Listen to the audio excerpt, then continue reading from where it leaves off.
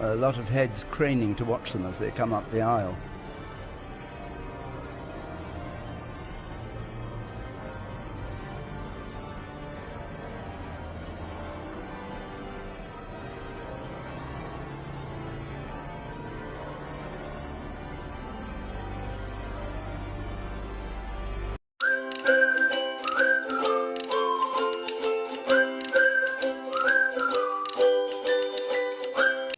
Hey guys, so let's talk about Prince Harry and Meghan Markle's composite chart. Okay, we have done their Synastry. Okay, and the last two episodes have focused on that, and now we just want to see now what do they represent as a couple and how do we see them as a couple. Okay, so of course we are not going into all the details because we only have so much time, but we will try to analyze quickly all of the houses that have I would say some importance in terms of a union. Okay. So, of course, as always, we are talking from a point of Vedic astrology because that school of thought, delves or into details or into, some other parts that the Western astrology doesn't do. Okay. So, first of all, we are going to talk about their Atma Karaka and their Dara Karaka. It's going to be interesting because usually these are looked at from an individual perspective, but I will show you how they're important from this perspective of a couple. Let's go. Let's talk about it, guys. Let's look at the first house, which is also their ascendant as a couple. Okay. The first house in a composite chart represents, the couple as one. Okay. When we are looking at them, we see, a couple that is passionate because it's an Aries ascendant. Okay. We see a couple that is full of action, full of courage, full of will, strong will. Okay. They are also, I would say, they have that appeal, like they are hot as a couple, so to speak. Because this is mass energy. It represents, all things that are related to, the spark of a relationship. Okay. When we look at them, we look at, or we see, a couple that is ready for war, or a couple that is going to the war, a soldier. That's what we see when we look at them. We see a soldier because that's what Mars is, which is the lord of their ascendant. Okay, particularly in Aries.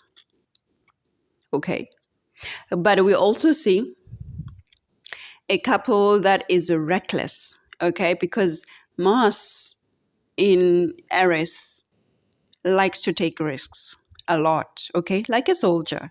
A soldier is going to go to any country and fight. Okay, They will not think about their life. They will not think about their family. They will think about the job, and they will go out there and fight. Okay. So to some people, this might look like a reckless action. Okay. Like a thoughtless action.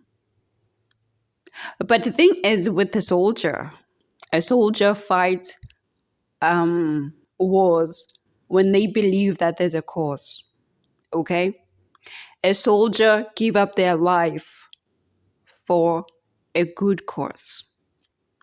They will go out to sign or to be recruited to go to another country because they believe that they are fighting a good cause. They believe that they are fighting for, their future or the future of their children or the future of their country or whatever. Okay. So this is how this couple is as well. Okay. They do certainly take a lot of risks.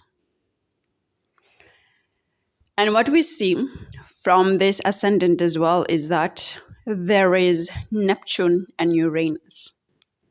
Okay. The problem with Neptune is that it puts a cover of confusion on the house that it sits on, on the house that it sits. And with Neptune on their ascendant, it means that it actually puts a cover on who they really are. And people, they do not see them as who they are. Okay? There's this cover of confusion that is placed by Neptune there. So a lot of people will not actually be able to see their actual presentation, their actual persona as a couple, their actual personality as a couple. They're gonna be misunderstood because of Neptune, and of course we already know this. Now, what Uranus does.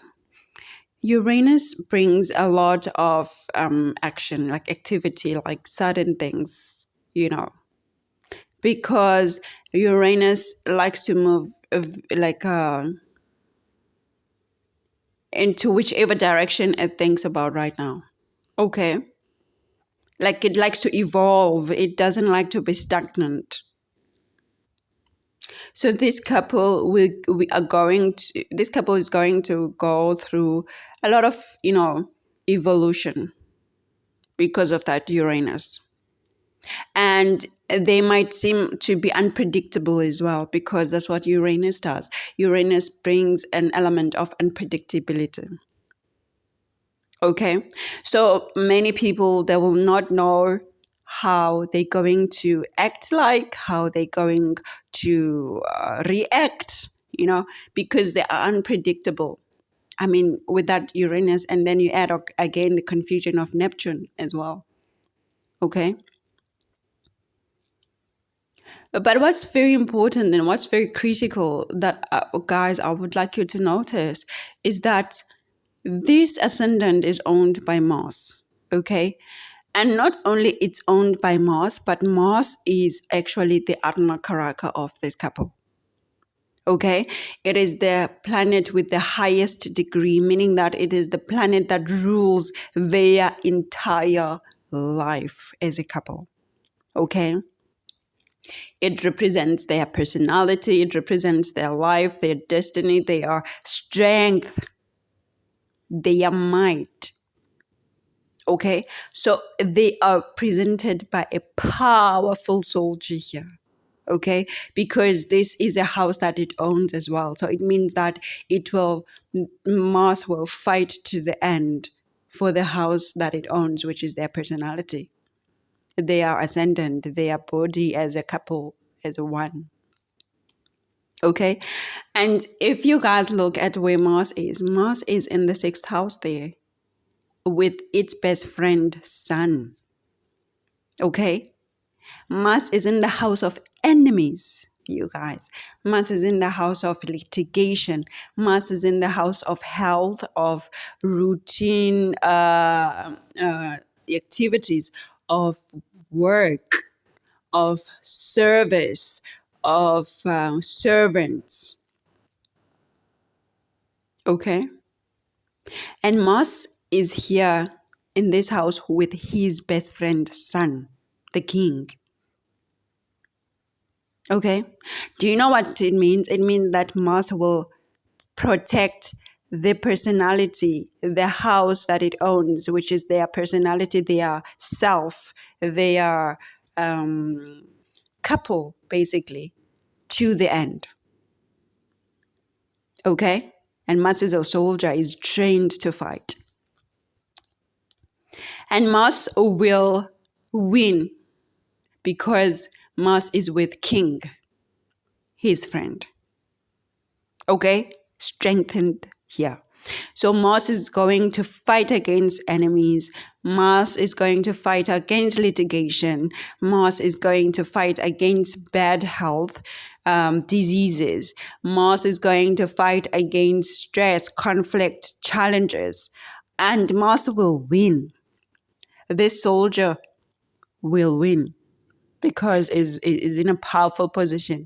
It is the Atma Karaka, and on top of that, it is with King, getting all the favor from King, the best friend. But now what's very important is that when Mars is here, Mars is not really comfortable here, okay, in the 6th house. Why? Because this is a house owned by Mercury, okay?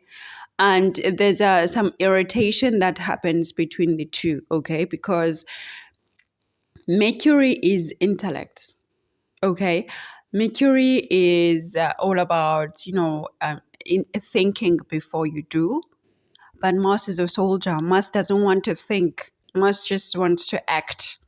So there's that irritation happening there, whereby now Mars is required to think before he acts, to plan before he acts, because he's in the house owned by Mercury, and Mercury is all about planning, organizing, thinking. Okay?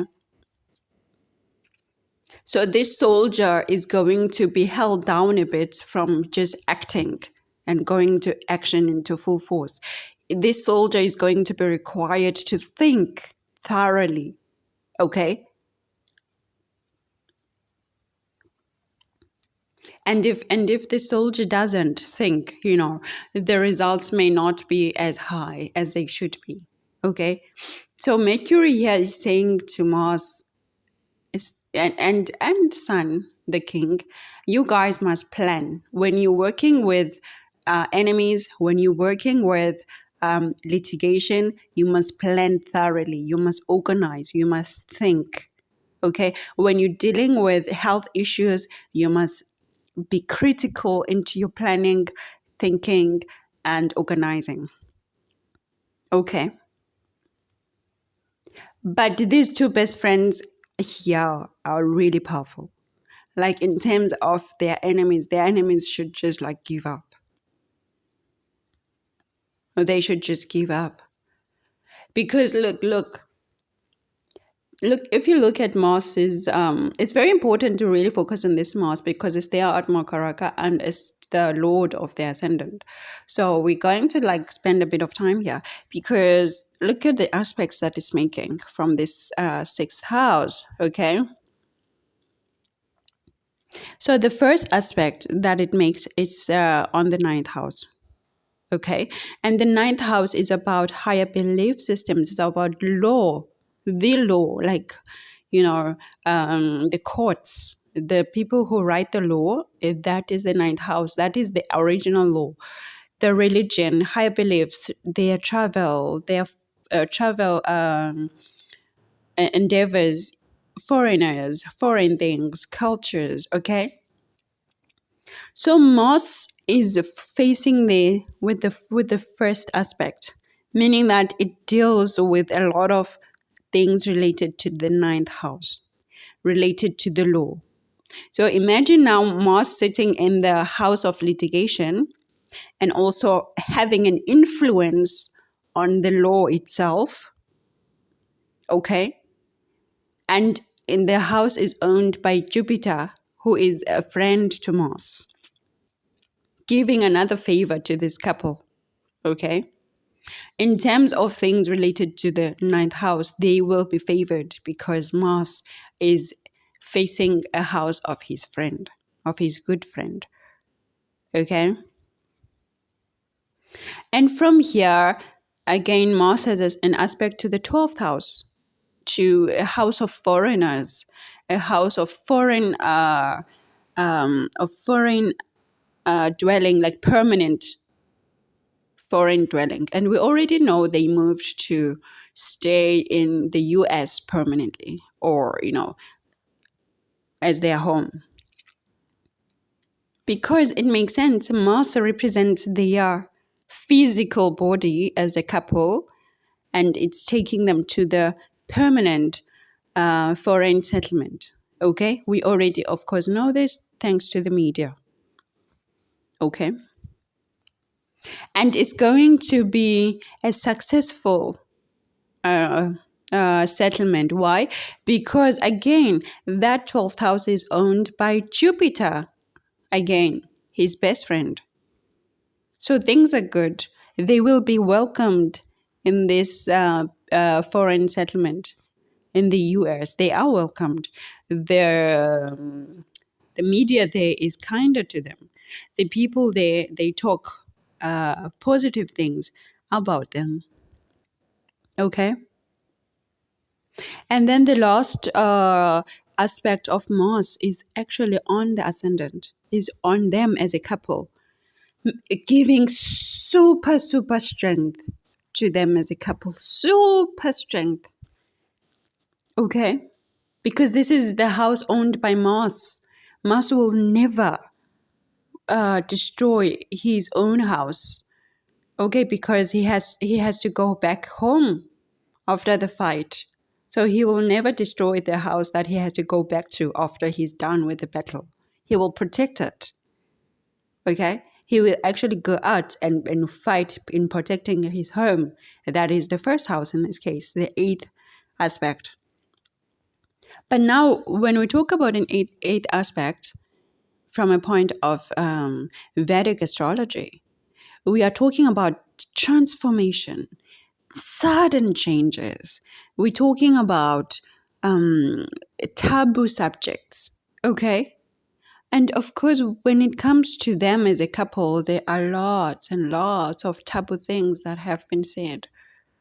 There are lots and lots of sudden things that happened, whereby they were cut off from their duties as working royals, and they had to move to Canada at some point for a short while, to the US. Like lots of changes, sudden things happening, in terms of them. Okay. So that's a very important part that I wanted to talk about because it's their Atma Karaka. Okay. And then their Dara Karaka, which is a planet that represents marriage. You guys, you would be so surprised. It is actually Venus. Okay? Venus, the Karaka of love marriage, is also their Dara Karaka. They are just blessed to be together, like literally.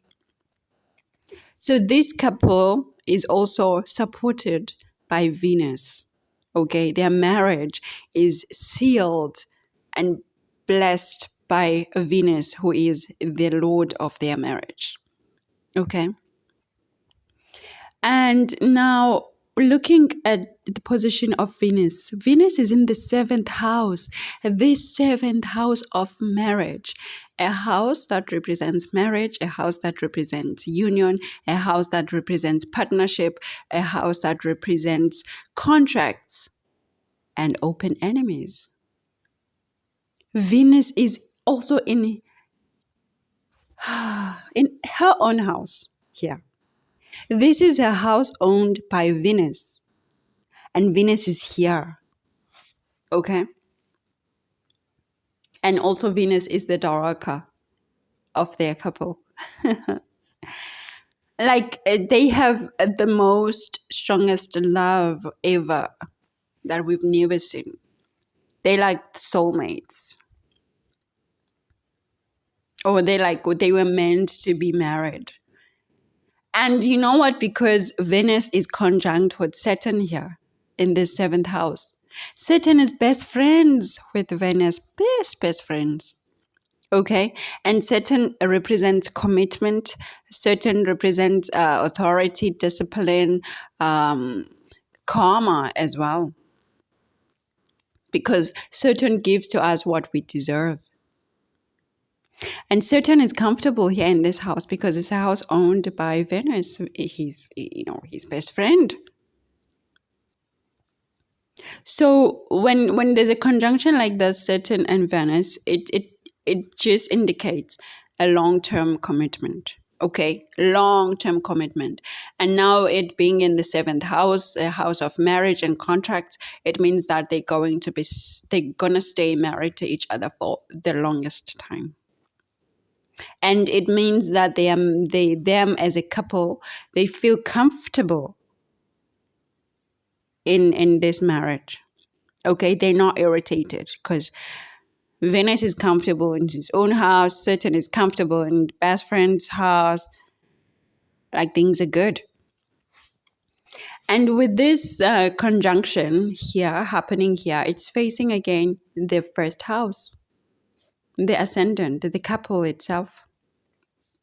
Okay, Venus is protecting or benefiting the couple, the ascendant, them, the physical personality or appearance. They are favored by Venus.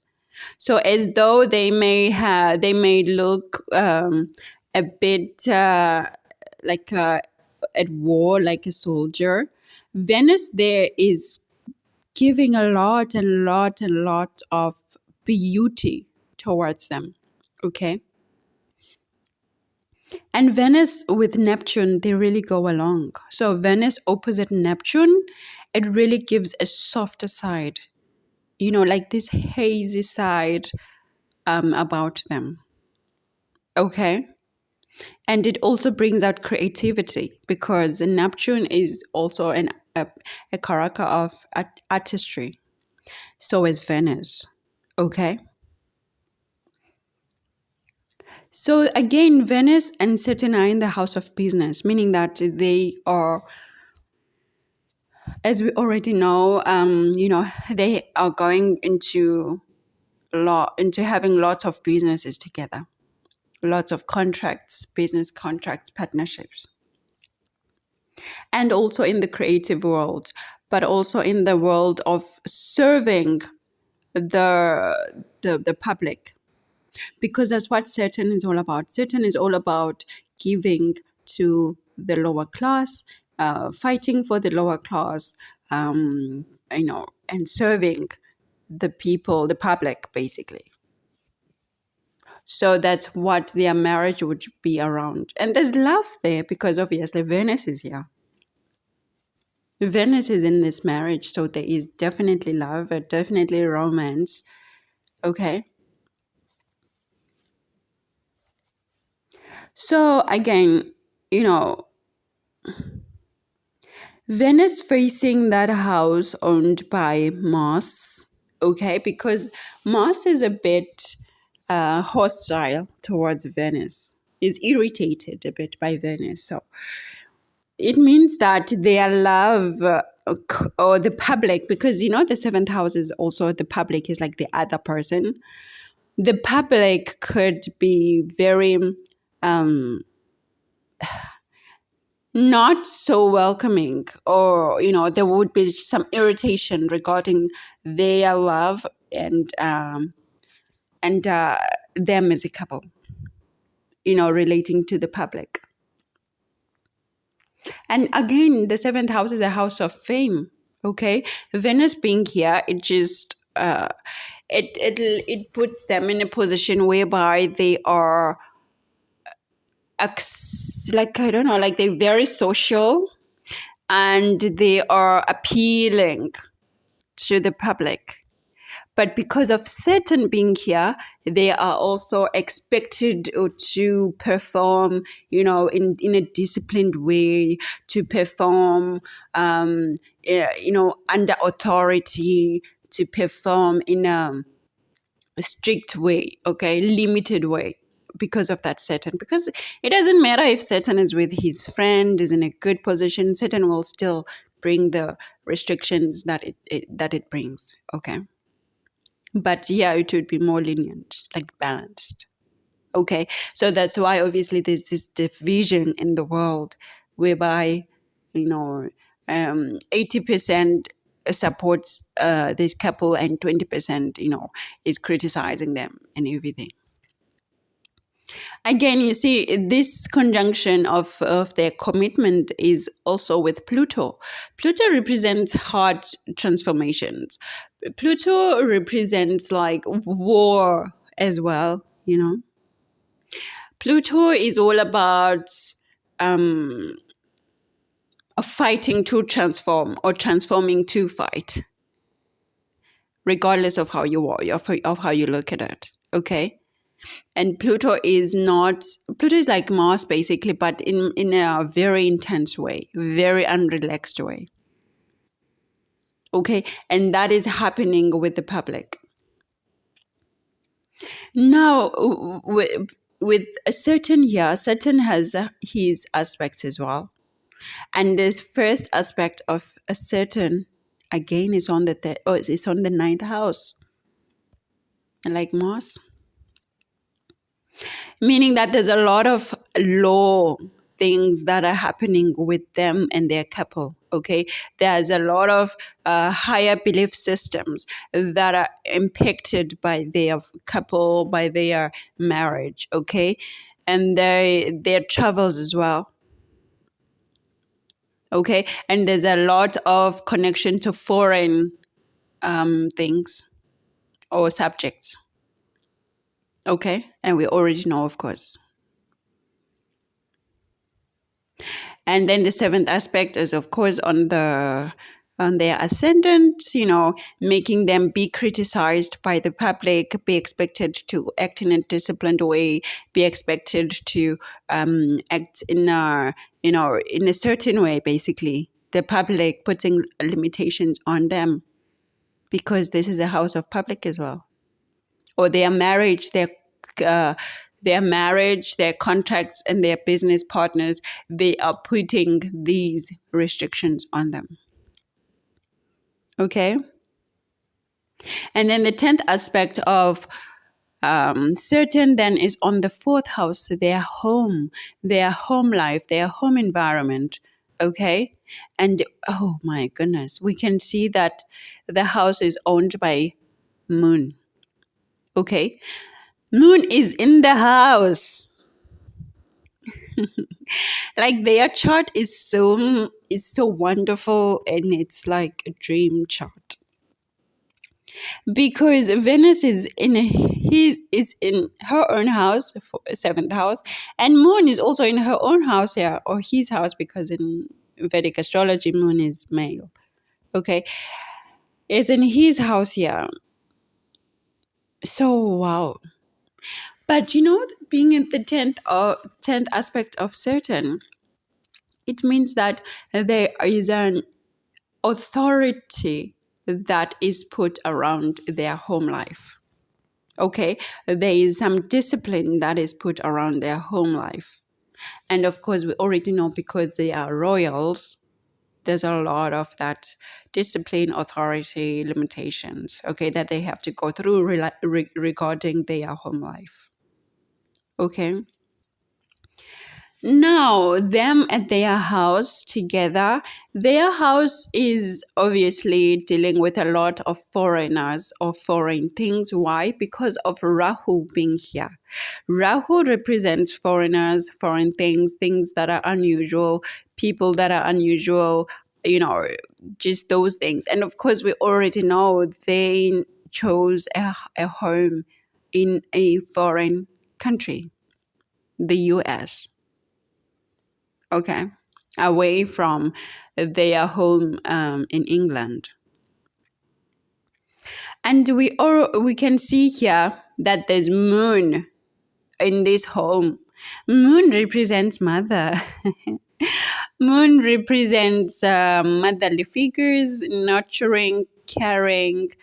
So it means that in this home that they chose, this foreign home, or this home that is dealing with the foreign things, foreigners, it's also a nurturing home to them. It's also like a motherly. They have like a motherly figure, and we already know that Meghan Markle's mother is in the US. So they have like this homely environment, nurturing, lots of care, lots of love, lots of warmth, okay?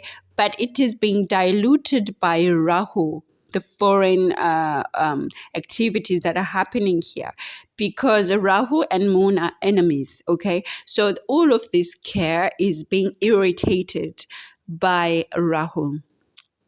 Okay, but the thing is with Rahu is like, as we said, like a magician. Rahu is not afraid to change himself and be exactly like the moon in this case. And so Rahu will just exaggerate that care, exaggerate, that motherly nurturing, exaggerate all these things, okay? But it's going to be in an irritated way because they still like enemies. But the thing is now what we need to know in astrology is that some planets can be temporal friends and temporal enemies. Okay. So, what else can we look at? So, because we don't have too much time, we will just look at, we're not going to do the aspects of Rahu, Ketu, and Jupiter, okay? But looking at the 10th house, the 10th house represents, a public image, public status, your profession in terms of karma or dharma, your public service, like what works do you do to serve the public, okay? And here we have Ketu. Ketu is a separator. Ketu separates people from the house it sits in. Okay. And with this, it means that it will separate them from their public service duties. Okay. And it will make them as a couple look like they are scattered in terms of a profession. Like there's no a specific profession that they're doing. Okay. They just scattered when it appears in a public status. And we already know this because they were cut off from their royal duties, serving the public. Okay. The thing is that Ketu is in a house of an enemy here. This is a house originally owned by Capricorn, and it is in a Capricorn, and Saturn and Ketu don't get along at all. Okay, so Ketu is definitely here going to separate them from their public duties because, of it being a separator, but also it's just irritated. And on top of that, you have Lilith here. Lilith is like that small devilish character that stains a lot of things. And Lilith is like the restricted bad side of people. Okay. But here being in a public place or public house, their public status, it means that it's going to taint their public status in terms of, the work that they do towards the public. Okay. And we already know this again. All right. From the media. And now we look at the 8th house. 8th house is a house of shared resources, and it is a house of marriage. Okay, the the life of marriage, okay? Because the seventh house is the marriage itself, and then the eighth house is the life from that marriage, okay? Or the results of that marriage, or the results of that contract, that partnership, okay? And here we have Jupiter, and Jupiter is actually in a house owned by Mars. Jupiter and Mars are friends, okay? So Jupiter is also happy here. And, Jupiter loves the 8th house and the 12th house because this is like a guru. So a guru goes into a house that deals with things, about spirituality, about occult, about hidden knowledge. And, Jupiter is the guru that loves to get a knowledge, and that is, all about higher knowledge. So Jupiter here will expand the good things of this house, that's for sure, because it's in a comfortable position. So meaning that their shared resources will just be big, okay? But we're talking about them as a couple. Of course, remember this chart is about analyzing them as a couple because it's a composite chart. A composite chart is a combination of their charts, okay?